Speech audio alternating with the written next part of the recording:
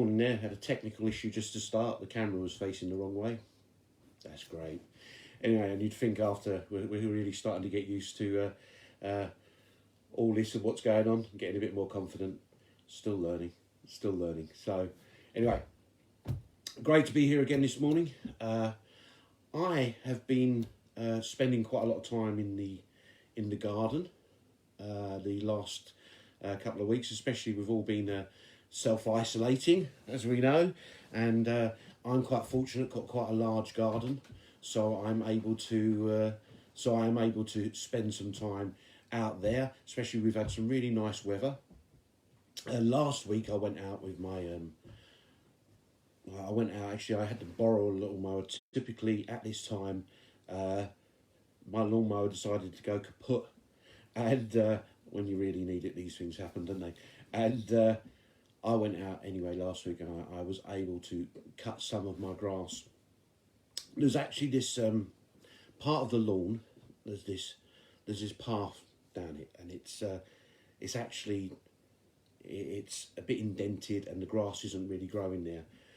The thing is, I have a dog, and that's one of the reasons why probably as well I'm out in the garden so much. And this dog is a bit of a creature of habit, and he likes to do his business in a certain place. But you can see where that is, because we've got this path just through the lawn that goes about two foot wide, and it goes along to where that is, okay? And when I cut the grass, I see the grass, and I don't need to cut that bit because the grass isn't really growing there anymore, and in fact it's probably starting to die a bit, and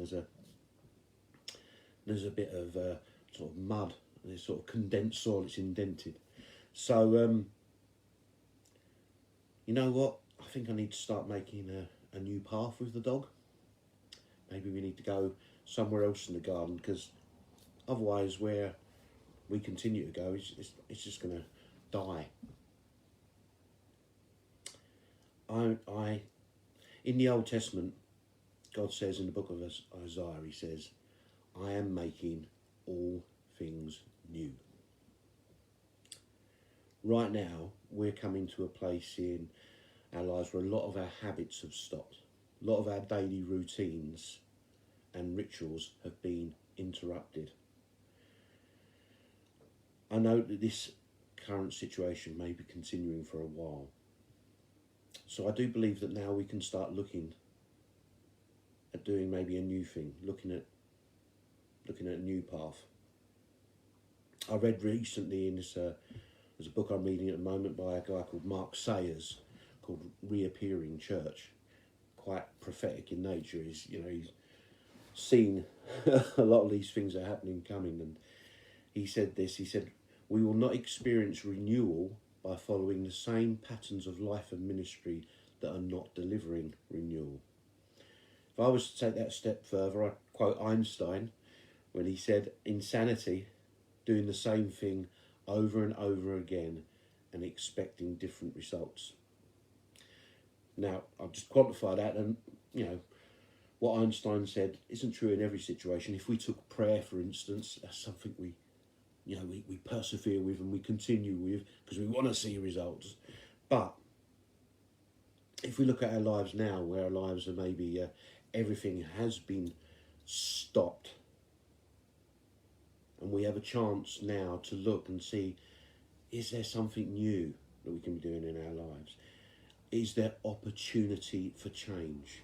Is there a chance for us to rewrite how we're living? As I said, it might mean turning everything on its head, trying something new, new habits, new ways of being, new ways of doing. See, Jesus said, he said, you don't put new wine in old wineskins.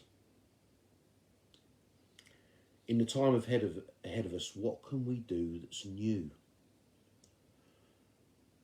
I read recently, once again on Facebook, is that question, what are we not going to rush back to?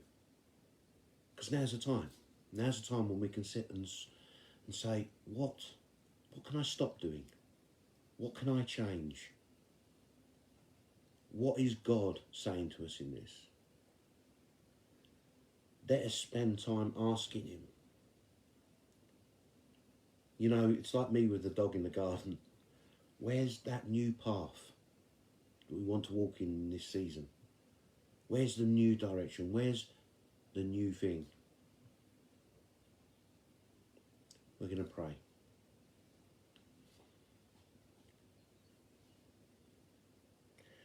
God, I just ask right now for all of us to be open to what you're saying to us in this time.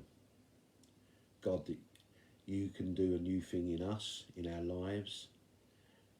And this is a great opportunity, Lord, for us to stop. It's a great opportunity for us to reassess.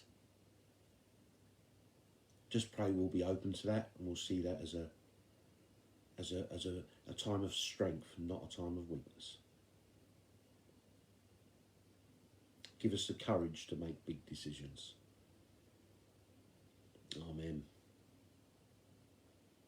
Now, next week as a church, we're involved in 24/7 prayer. So we've got a whole week, 24 hours of prayer. And last night I checked, we had 101 hours of prayer covered. We've got 67 hours left. Come on, people, if you're on our email list, you'll see an email about it this morning. And if you're not and you want to get involved, please, get in contact through our office, through Facebook page. It's exciting to be involved in that. If you want ideas, as I said, we've got lots of encouragement for you there. Andy Taylor tomorrow morning is going to be leading this devotion. We're all going to be excited about that, and I'll see you all later. Thanks for being with me. Goodbye.